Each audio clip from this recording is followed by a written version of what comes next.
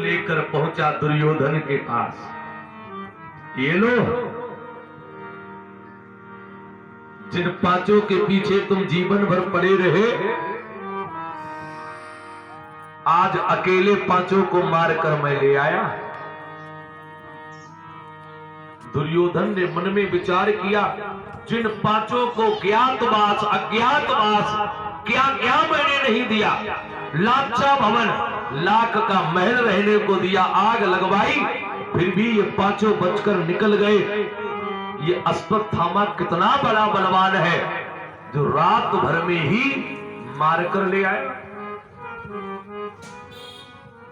मालूम है, महाभारत में वर्णन है कि भीम के पुत्र का मस्तक देखने में बिल्कुल भीमसेन जैसा ही था।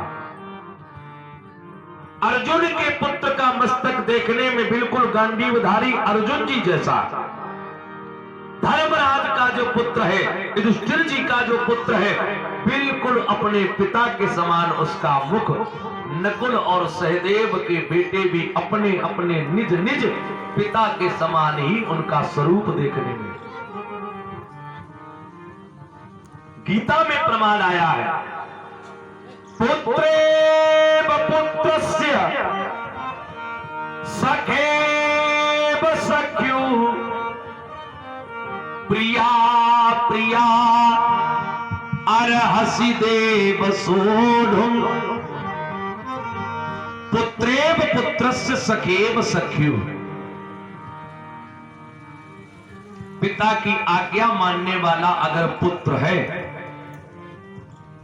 तो कभी कभी पुत्र देखकर हम आप कह देते क्या तुम उनके लला हो, ऐसा हो जाता, चेहरा देखकर जान लेते हम आप। यदि सच्ची गुरु की सेवा करने वाला शिष्य है तो कभी कभी गुरु की बारी और शिष्य की बारी बिल्कुल दूर से सुना कि आप उनके चेला है। विपत्ति में भी मित्रता निभाने वाला अगर कोई मित्र है तो कभी कभी एक मित्र का स्वभाव दूसरे मित्र के स्वभाव जैसा हो ही जाता है। सखेव सख्यु, ये वाला थोड़ा कम करो। सखेव सख्यु, चलो तुमने हमारी बात मान ली, बहुत बढ़िया, आनंद आ रहा है। सखेव सख्यु प्रिया प्रिया अर्हसि देव सोढुम्। यदि पतिव्रता पति की आज्ञा मानने वाली है तो पतिव्रता का मुख देखकर, गीता में भगवान कहते हैं पतिव्रता के मस्तक का तेज बढ़ता है और उस मस्तक में कभी कभी पति का दर्शन होने लगता है। प्रिया प्रिया अर्हसि देव सोढुम्। भीमसेन के पुत्र का मस्तक उठाया और जिस समय भीम समझकर दबाना प्रारंभ किया, देखने में बिल्कुल भीम जैसा लग रहा है। इसकी गदा में तो बड़ा बल है। देखें इस बालक, उस भीम के मस्तक में कितना बल था। जो भीम समझकर उस बालक का सर दबाया, छोटे से बालक का सर पचक गया। एकदम दुर्योधन की आंखें खुली की खुली रह गई। अर्जुन के पुत्र का मस्तक उठाया, जो दबाकर देखा उस बालक का भी मस्तक पचक गया। लोटा नीचे रखते हो। अब तो दुर्योधन समझ गया, बस बस ये पांडव नहीं है। अरे अश्वत्थामा, तू तो उनके पुत्रों को मार कर ले आया। आहा, अब वो पांडव तुझे छोड़ेंगे नहीं। पांचों पुत्रों के सर उठाकर गोद में रखकर दुर्योधन रोने लगा। आए मेरे सपूतों क्षमा करो, जघर बगिया मेरी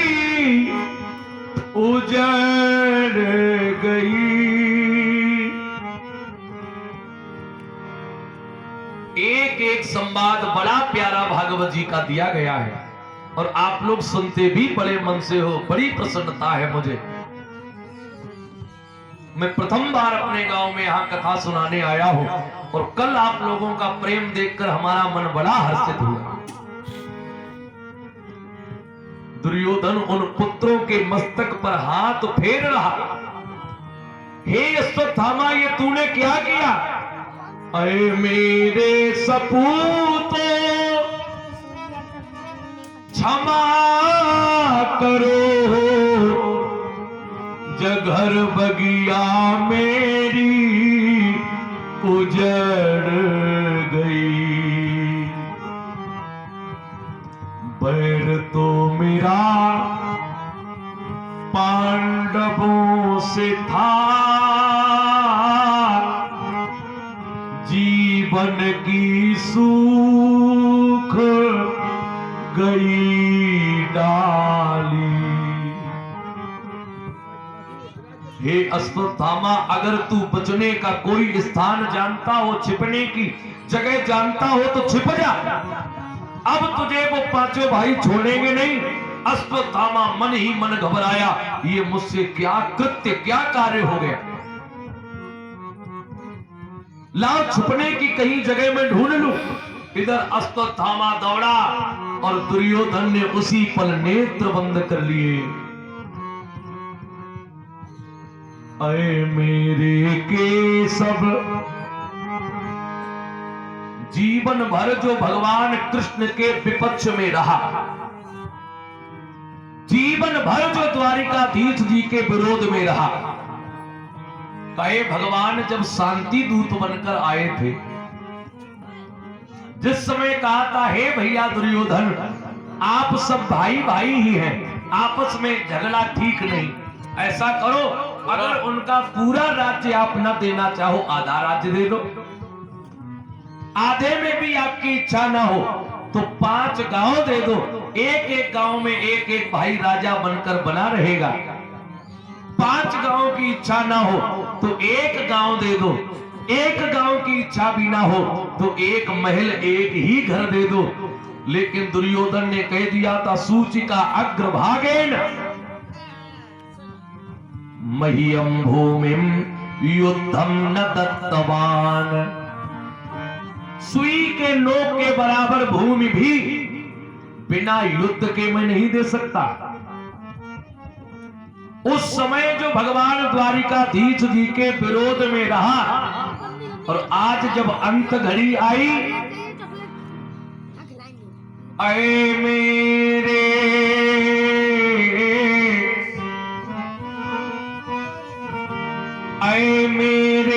केशव सुन लेना, मेरे केशव, ऐ मेरे केशव सुन लेना, पापी दुर्योधन अब मरता है,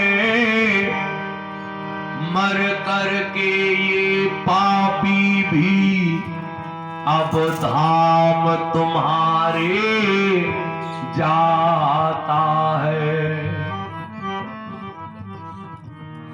एक पल के लिए हम आप विचार करें, जिस दुर्योधन को हम पापी समझ रहे हैं, यदि चिंतन किया जाए एकांत में बैठकर तो हम आप तो इतने बड़े पापी भी न हो पाए जिसे भगवान प्रकट होकर समझाने के लिए आए कि ये कार्य गलत है।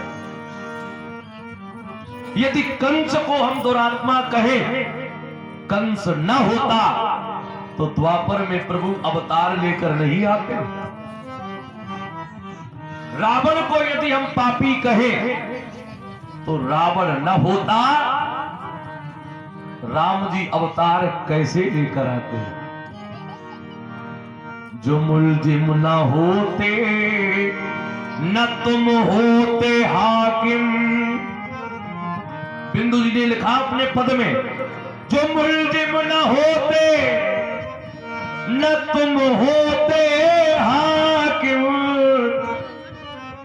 न हर घर में होती इबादत तुम्हारी, कृपा की न होती जो आदत तुम्हारी, तो सुनी ही रहती अदालत तुम्हारी। तुम्हारी उल्फत के तृग बिंदु हैं ये, तुम्हारी उल्फत के तृग बिंदु हैं ये। तुम्हें सौंपता हूं अमानत तुम्हारी, कृपा की न होती जो आदत तुम्हारी।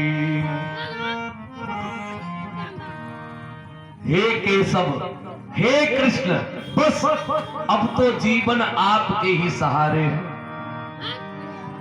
मैंने कल भी कहा था, पिछला कैसा हमारा बीता है,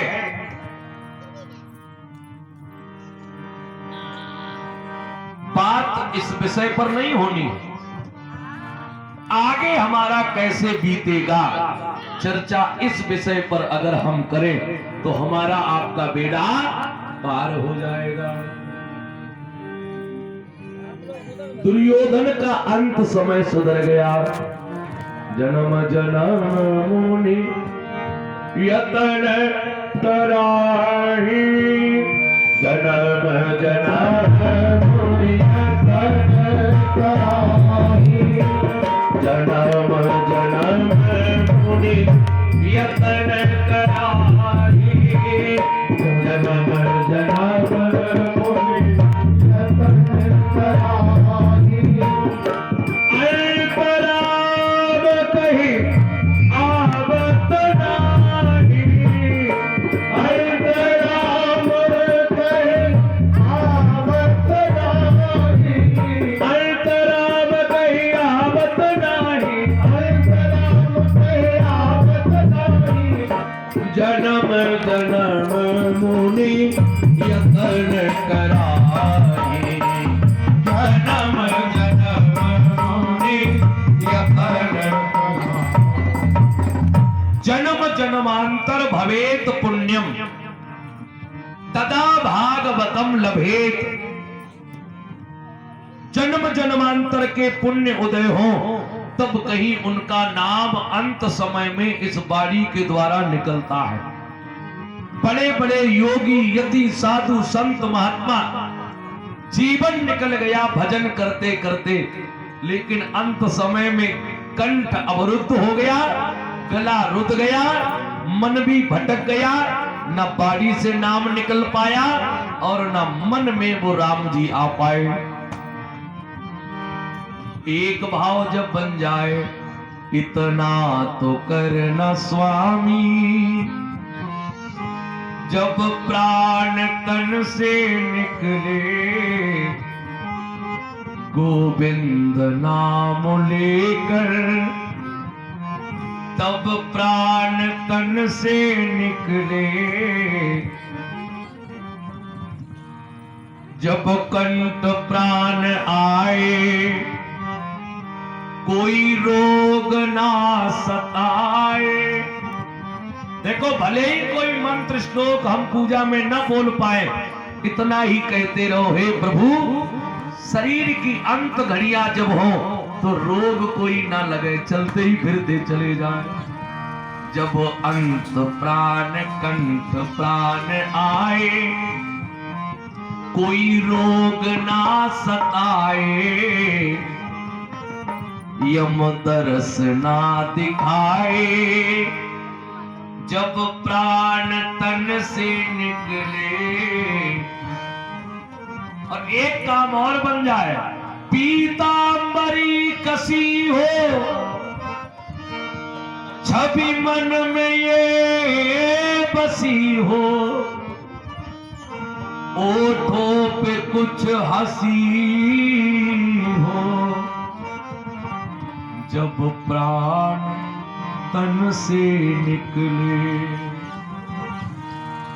श्री गंगा जी का तट हो, यमुना का बंसी बट हो, मेरा सांवरा निकट हो, जब प्राण तन से निकले। शरीर का अंत समय जब हो तो दुर्योधन की तरह ध्यान में रखें, हे प्रभु, हे कृष्ण, हे केशव, हे माधव, हे मुकुंद, हे गोविंद, कोई भी नाम इस वाणी के द्वारा निकल जाए तो कल्याण निश्चित है। भागवत जी के प्रारंभ में वेद व्यास जी महाराज ने लिखा, भाग्योदयेन बहुजन्म समर्जितेन सत्संगमं च लभते पुरुषो यदा वै। उदयेन भाग्य अर्जितेन